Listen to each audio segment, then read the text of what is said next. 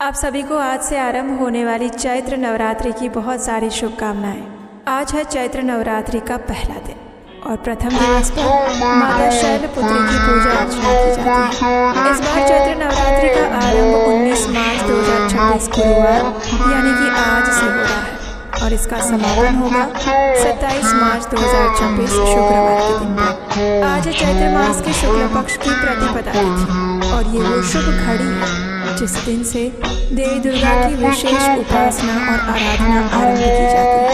वर्ष में 2 मुख्य नवरात्रि का पर्व आता है और उसमें से एक है ये चैत्र नवरात्रि। आज अत्यंत शुभ संयोग बन रहा है और इसलिए भी आज का ये दिन अत्यंत विशेष है। तो चलिए आज के इस मंगलमय दिवस पर आज से आरंभ होने वाले चैत्र नवरात्रि की प्रत्येक दिन की व्रत कथाओं का श्रवण करते हैं। आज से आरंभ करके हम अपने चैनल पर प्रतिदिन प्रातः काल में नवरात्रि के प्रत्येक दिवस की पौराणिक कथा लेकर आएंगे।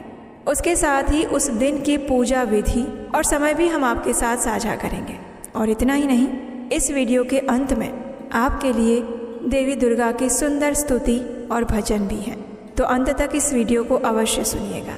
तो चलिए आज चैत्र नवरात्रि 2026 के पहले दिन माता शैलपुत्री की कथा का आरंभ करते हैं। आइए माँ शैलपुत्री की चैत्र नवरात्रि व्रत कथा का श्रवण करते हैं। वंदे वांछितलाभाय चंद्रार्धकृतशेखरां वृषारूढ़ां शूलधरां शैलपुत्रीं यशस्विनीं। यानी जो देवी चंद्रमा को अपने मस्तक पर अर्धचंद्र के रूप में धारण करती हैं, जो वृषभ यानी नंदी पर आरूढ़ हैं, जिनके हाथ में त्रिशूल सुशोभित हैं, उन यशस्विनी माँ शैलपुत्री को मैं अपने वांछित लाभ की प्राप्ति हेतु हृदयपूर्वक प्रणाम करती हूँ। नवरात्रि के प्रथम दिवस पर माँ शैलपुत्री की उपासना की जाती है। शैल का अर्थ है पर्वत और पुत्री का अर्थ है पुत्री, यानी पर्वतराज हिमालय की पुत्री। उनका ही दूसरा नाम पार्वती है और तीसरा नाम हेमवती भी है। माँ शैलपुत्री का वर्ण शुभ्र और श्वेत है। श्वेत वस्त्रों में सुशोभित उनके दाहिने हाथ में त्रिशूल और बाएं हाथ में कमल पुष्प है। वे वृषभ नंदी बैल पर आरूढ़ है और इसीलिए उन्हें वृषारूढ़ा भी कहा जाता है। मस्तक पर अर्धचंद्र और नेत्रों में वे करुणा जो पर्वत से स्थिर और गंगा जैसे पवित्र लगती हैं। तो आज नवरात्रि के पहले दिन विशेष रूप से पीले रंग का प्रयोग किया जाता है। ये रंग उल्लास, ज्ञान और नव आरंभ का प्रतीक है। आइए अब हम माँ शैलपुत्री की पौराणिक कथा सुनते हैं। पूर्व काल में जब देवी सती अपने पिता के घर गई थी तो अपने पिता दक्ष प्रजापति के महायज्ञ में उन्होंने जो देखा उसने उनके हृदय को चीर दिया था। दक्ष प्रजापति ने न केवल महादेव जी का अपमान किया अपितु उन्हें यज्ञ में आमंत्रित ही नहीं किया था और उसके ऊपर से वे भगवान शिव के बारे में अत्यंत अशुभ और अमंगल शब्द बोले जा रहे थे। देवी सती इस अपमान को नहीं सहन सकी और उन्होंने योग अग्नि द्वारा अपने शरीर को भस्म कर दिया। जब महादेव जी को ये ज्ञात हुआ तो वे अत्यंत क्रोधित हो गए, शोक सागर में डूब गए। अपनी प्रिय पत्नी के वियोग में उन्होंने वैराग्य धारण कर लिया और घोर तपस्या में लीन हो गए। इधर ब्रह्मांड पर संकट घिरने लगा। तारकासुर नामक असुर ने अपनी तपस्या द्वारा ब्रह्मा जी से वरदान लिया था कि उसकी मृत्यु केवल महादेव जी के पुत्र के हाथों से होगी। और महादेव जी तो इस समय थे तपस्या में रत, वैरागी, एकांत सेवी। आखिर उनका पुत्र कहाँ होने वाला था? बस यही सोचकर तारकासुर ने यह वरदान मांगा था। तारकासुर का अत्याचार दिन ब दिन बढ़ रहा था। सभी देवतागण त्राही त्राही कर रहे थे। भगवान विष्णु से लेकर ब्रह्मा जी तक सब व्याकुल थे और तब एकमात्र यही उपाय था कि देवी सती का पुनर्जन्म हो जाए। लेकिन आखिर कैसे होगा? देवी भागवत महापुराण में उस पूरे आख्यान का सुंदर और विस्तृत वर्णन मिलता है। दक्ष प्रजापति की एक पुत्री थी, उसका नाम था स्वधा। उनका विवाह पितरों से हुआ था और उन पितरों की 3 मानसी पुत्रियां थीं, मैना, धन्या और कलावती। एक समय ये तीनों कन्याएं भगवान विष्णु के दर्शन करने के लिए श्वेत द्वीप गई हुई थी। उसी समय वहाँ चारों कुमार सनक, सनंदन, सनातन और सनत कुमार वहाँ पर आ पहुँचे। इन चारों सिद्ध महात्माओं को देखकर वहाँ उपस्थित सभी ने खड़े होकर उनका सत्कार किया, लेकिन ये तीनों कन्याएं अपने स्थान से हिली नहीं और ये देखकर चारों कुमार क्रोधित हो गए। उन्होंने कहा, तुम तीनों अहंकारवश नहीं उठी हो, इसलिए तुम मनुष्य योनि में जन्म लो। अब देखिए यहाँ पर एक बात ध्यान से देखने वाली है। श्राप तो दिया, लेकिन उन कन्याओं की गुहार सुनकर कुमारों का हृदय द्रवित हो गया। उन्होंने उन तीनों कन्याओं को भिन्न भिन्न वरदान दिए। सबसे बड़ी कन्या मैना को वरदान मिला कि तुम पर्वतराज हिमालय की पत्नी बनोगी और स्वयं देवी उमा तुम्हारी पुत्री के रूप में अवतरित होंगी। दूसरी कन्या धन्या को वरदान मिला कि तुम महाराज जनक की पत्नी बनोगी और देवी सीता तुम्हारी पुत्री बनेगी। और तीसरी कन्या कलावती को वरदान मिला, तुम वृषभानु की पत्नी बनोगी और देवी राधा तुम्हारी पुत्री होंगी। देखिए तो कितना अद्भुत विधान है ये। एक श्राप 3 महाशक्तियों के अवतरण का माध्यम बन गया। माँ पार्वती, माँ सीता और श्रीमती राधा रानी, तीनों के जन्म का सूत्र इसी एक घटना से जुड़ा हुआ है और यही है हमारे वैदिक शास्त्रों की गहराई। वरदान के अनुसार मैना का विवाह पर्वतराज हिमालय से हुआ। विवाह के पश्चात सभी देवी देवता हिमालय और मैना के पास गए। उनसे अनुरोध किया कि वे कठोर तपस्या करके देवी उमा को अपनी पुत्री रूप में आमंत्रित करें। देवताओं की आज्ञा को शिरोधार्य करते हुए देवी मैना ने अभूतपूर्व तपस्या आरंभ की। पवित्र गंगा के तट पर देवी उमा की मिट्टी की प्रतिमा बनाई। वे अनेक प्रकार के भोग अर्पित करती, व्रत रखती, कभी निराहार रहती, कभी केवल जल पर निर्भर रहती। एक अवधि में तो उन्होंने केवल वायु पर जीवन यापन किया। 27 वर्ष।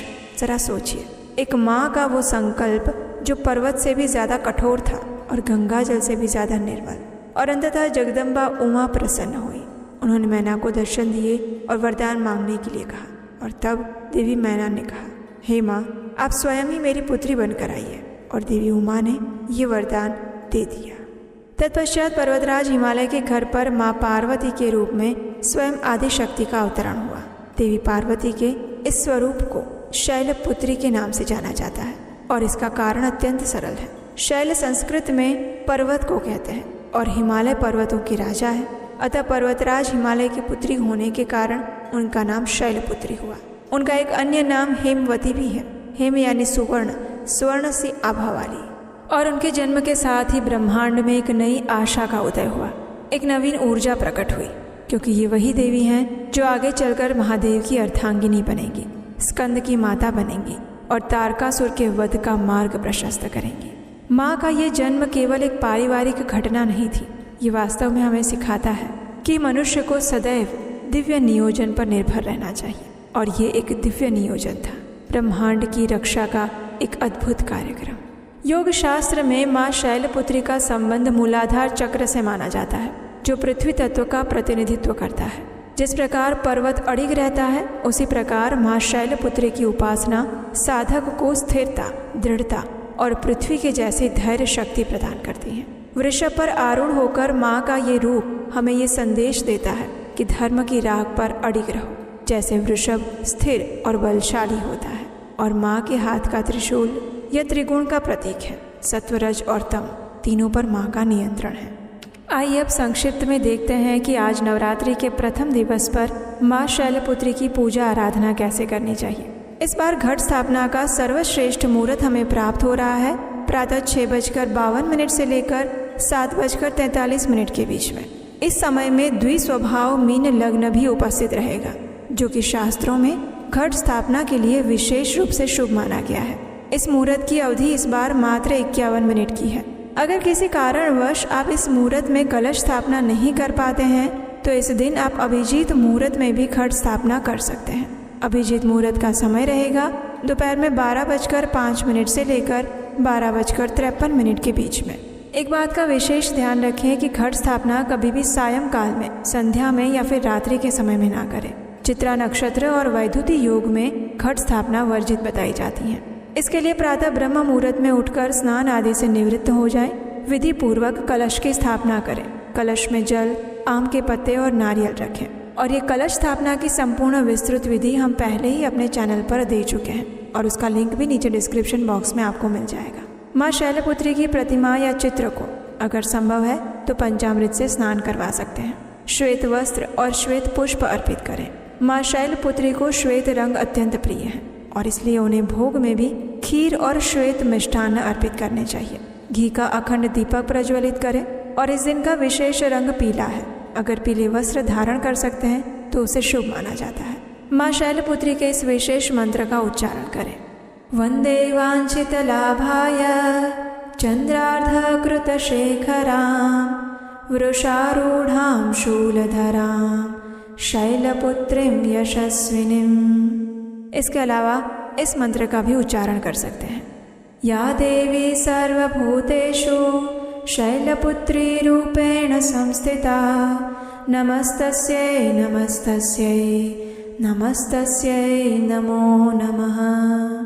इस प्रकार संपूर्ण दिन के दौरान देवी शैलपुत्री की पूजा आराधना करें, उनकी पौराणिक कथा का श्रवण करें। अगर आप उपवास का पालन कर रहे हैं तो पूर्ण मनोभाव से माँ शैलपुत्री की कथा का श्रवण और पठन करते हुए दुर्गा सप्तशती पाठ का श्रवण करें अथवा उसका पठन करें और उपवास का पालन करें।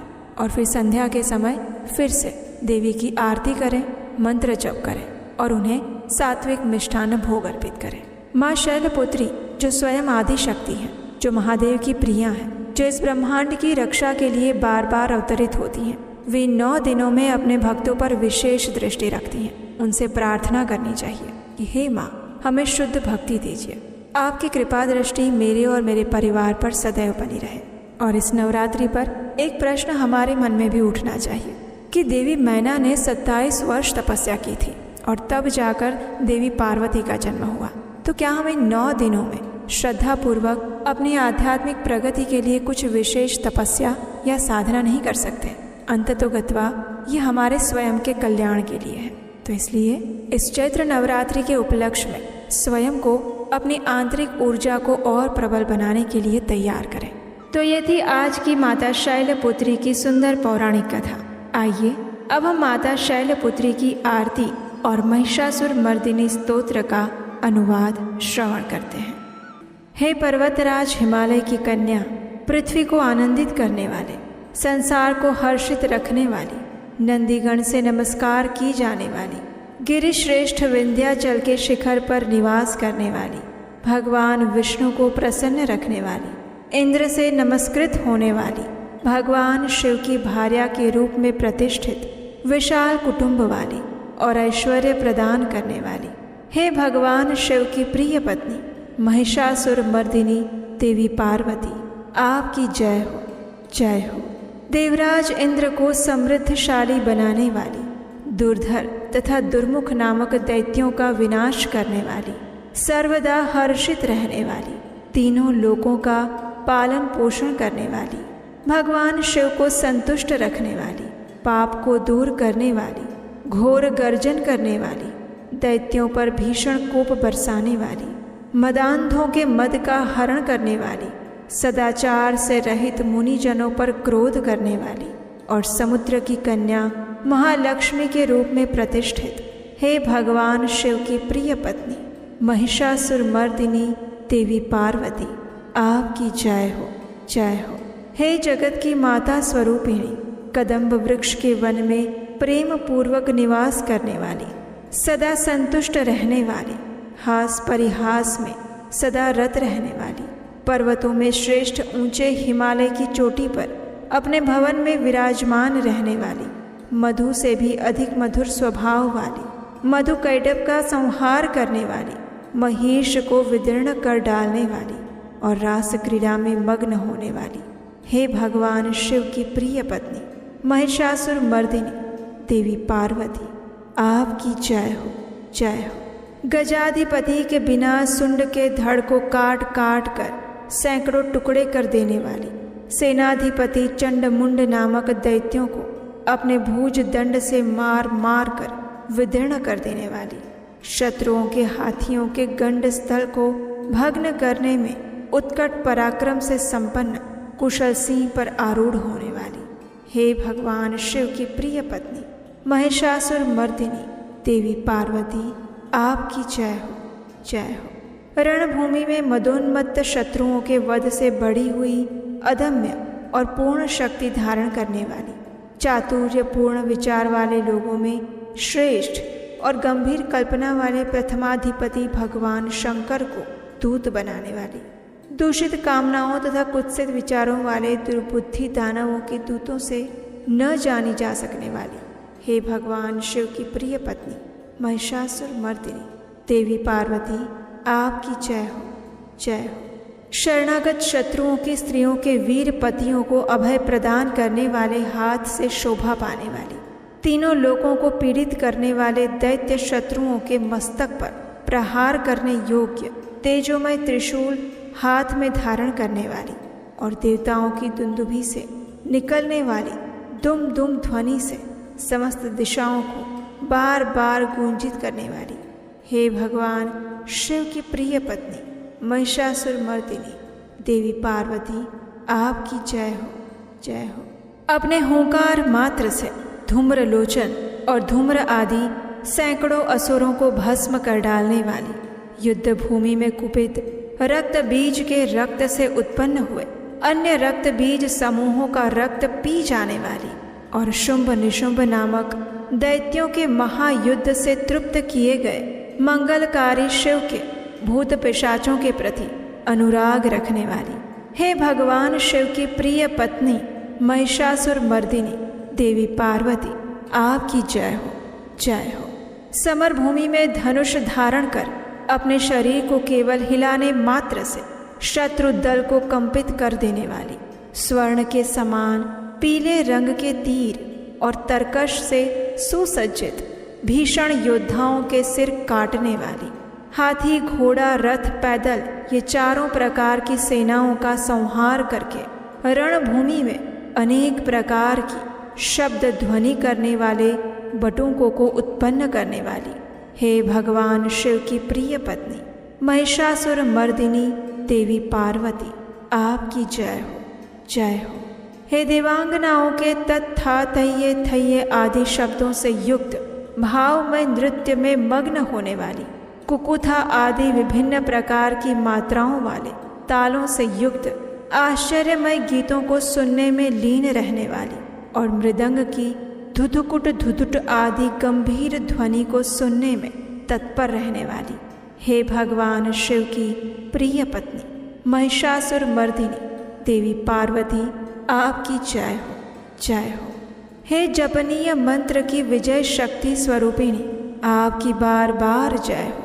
जय जयकार शब्द सहित स्तुति करने में तत्पर समस्त संसार के लोगों से नमस्कृत होने वाली, अपने नूपुर के झनझन झिमझिम शब्दों से भूतनाथ भगवान शंकर को मोहित करने वाली और नटी नटों के नायक प्रसिद्ध नट अर्धनारीश्वर शंकर के नृत्य से सुशोभित नाट्य देखने में तल्लीन रहने वाली, हे भगवान शिव की प्रिय पत्नी महिषासुर मर्दिनी देवी पार्वती, आपकी जय हो, जय हो। प्रसन्न चित्त और संतुष्ट देवताओं के द्वारा अर्पित किए गए पुष्पों से अत्यंत मनोरम कांति धारण करने वाली, निशाचरों को वर प्रदान करने वाले शिव जी की भार्या, रात्रि सुक्त से प्रसन्न होने वाली, चंद्रमा के समान मुखमंडल वाली और सुंदर नेत्र वाले कस्तूरी मृगों में व्याकुलता उत्पन्न करने वाले, भौरों से और भ्रांति को दूर करने वाले ज्ञानियों से अनुसरण की जाने वाली, हे भगवान शिव की प्रिय पत्नी महिषासुर मर्दिनी देवी पार्वती, आपकी जय हो, जय हो। महनीय महायुद्ध के श्रेष्ठ वीरों के द्वारा घुमावदार और कलापूर्ण ढंग से चलाए गए भालों के युद्ध के निरीक्षण में चित्त लगाने वाली, कृत्रिम लतागृह का निर्माण कर उसका पालन करने वाली स्त्रियों की बस्ती में झिल्लिक नामक वाद्य विशेष बजाने वाली, भिल्लिनियों के समूह से सेवित होने वाली और कान पर रखे हुए विकसित सुंदर रक्त वर्ण और श्रेष्ठ कोमल पत्तों से सुशोभित होने वाली, हे भगवान शिव की प्रिय पत्नी महिषासुर मर्दिनी देवी पार्वती, आपकी जय हो, जय हो। सुंदर दंत पंक्ति वाली स्त्रियों के उत्कंठापूर्ण मन को मुक्त कर देने वाले कामदेव को जीवन प्रदान करने वाली, निरंतर मद चूते हुए गंड स्थल से युक्त मदोन्मत्त गजराज के समान मंथर गति वाली और तीनों लोकों के आभूषण स्वरूप चंद्रमा के समान कांति युक्त सागर कन्या के रूप में प्रतिष्ठित, हे भगवान शिव की प्रिय पत्नी महिषासुर मर्दिनी देवी पार्वती, आपकी जय हो, जय हो। कमल दल के समान वक्र, निर्मल और कोमल कांति से परिपूर्ण एक कला वाले चंद्रमा से सुशोभित उज्ज्वल ललाट पटल वाली, संपूर्ण विलासों और कलाओं की आश्रयभूत, मंद गति और क्रीड़ा से संपन्न, राजहंसों के समुदाय से सुशोभित होने वाली और भौरों के सदृश काले और सघन केशपाश की चोटी पर शोभायमान मौलश्री पुष्पों की सुगंध से भ्रमर समूहों को आकृष्ट करने वाली, हे भगवान शिव की प्रिय पत्नी महिषासुर मर्दिनी पार्वती देवी, आपकी जय हो, जय हो। आपके हाथ में सुशोभित मुरली की ध्वनि सुनकर बोलना बंद करके लाज से भरी हुई कोकिल के प्रति प्रिय भावना रखने वाली, भौरों के समूहों की मनोहर गूंज से सुशोभित पर्वत प्रदेश के निकुंजों में विहार करने वाली और अपने भूत तथा भिल्लिनी आदि गणों के नृत्य से युक्त क्रीड़ाओं को देखने में सदा तल्लीन रहने वाली, हे भगवान शिव की प्रिय पत्नी महिषासुर मर्दिनी देवी पार्वती, आपकी जय हो, जय हो। अपने कटी प्रदेश पर सुशोभित पीले रंग के रेशमी वस्त्र की विचित्र कांति से सूर्य की प्रभा को तिरस्कृत कर देने वाली, सुमेरु पर्वत के शिखर पर मदोन्मत्त गर्जना करने वाले हाथियों के गंड स्थल के समान वक्ष स्थल वाली और आपको प्रणाम करने वाले देवताओं और दैत्यों के मस्तक पर स्थित मणियों से निकलती हुई किरणों से प्रकाशित, चरण नखों में चंद्रमा समान कांति धारण करने वाली, हे भगवान शिव की प्रिय पत्नी महिषासुर मर्दिनी देवी पार्वती, आपकी जय हो, जय हो।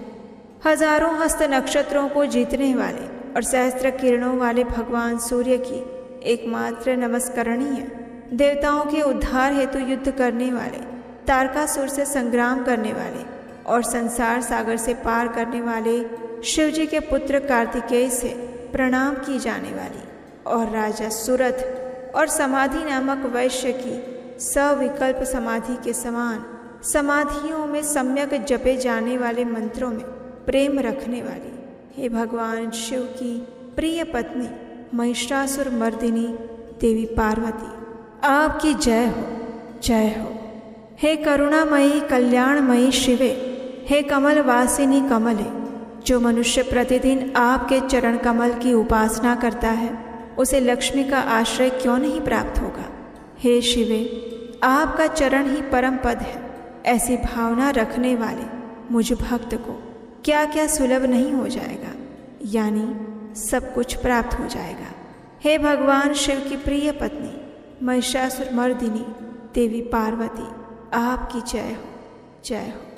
स्वर्ण के समान चमकते घड़ों के जल से जो आपके प्रांगण की रंगभूमि को प्रक्षालित करके उसे स्वच्छ बनाता है, वो इंद्राणी के समान विशाल वक्ष स्थलों वाली सुंदरियों का सानिध्य सुख अवश्य प्राप्त करता है। हे सरस्वती, मैं आपके चरणों को ही अपनी शरण स्थली बनाऊं, मुझे कल्याण कारक मार्ग प्रदान करें। हे भगवान शिव की प्रिय पत्नी महिषासुर मर्दिनी देवी पार्वती, आपकी जय हो, जय हो। स्वच्छ चंद्रमा के सदृश सुशोभित होने वाले आपके मुख चंद्र को निर्मल करके जो आपको प्रसन्न कर लेता है, क्या उसे देवराज इंद्र की नगरी में रहने वाली चंद्रमुखी सुंदरियां सुख से वंचित रख सकती हैं? भगवान शिव के सम्मान को अपना सर्वस्व समझने वाली, हे भगवती, मेरा तो ये विश्वास है कि आपकी कृपा से क्या क्या सिद्ध नहीं हो पाता है। हे भगवान शिव की प्रिय पत्नी महिषासुर मर्दिनी माता पार्वती, आपकी जय हो, जय हो। हे उमे, आप सदा दीन दुखियों पर दया का भाव रखती हैं, अतः आप मुझ पर कृपालु बनी रहें। हे महालक्ष्मी, जैसे आप सारे संसार की माता हैं, वैसे ही मैं आपको अपनी भी माता समझती हूँ। हे शिवे, यदि आपको उचित प्रतीत होता हो तो मुझे अपने लोक में जाने की योग्यता प्रदान कीजिए। हे देवी, मुझ पर दया कीजिए। हे भगवान शिव की प्रिय पत्नी महिषासुर मर्दिनी पार्वती देवी, आपकी जय हो, जय हो। जो मनुष्य शांत भाव से पूर्ण रूप से मन को एकाग्र करके और इंद्रियों पर नियंत्रण करके नियम पूर्वक प्रतिदिन इस स्तोत्र का पाठ करता है या उसका श्रवण करता है, तो भगवती महालक्ष्मी उसके वहाँ सदैव निवास करती हैं और उसके बंधु बांधव और शत्रुजन भी सदा उसकी सेवा में तत्पर रहते हैं। और इसके साथ ही महिषासुर मर्दिनी स्तोत्र यहाँ पर समाप्त हुआ।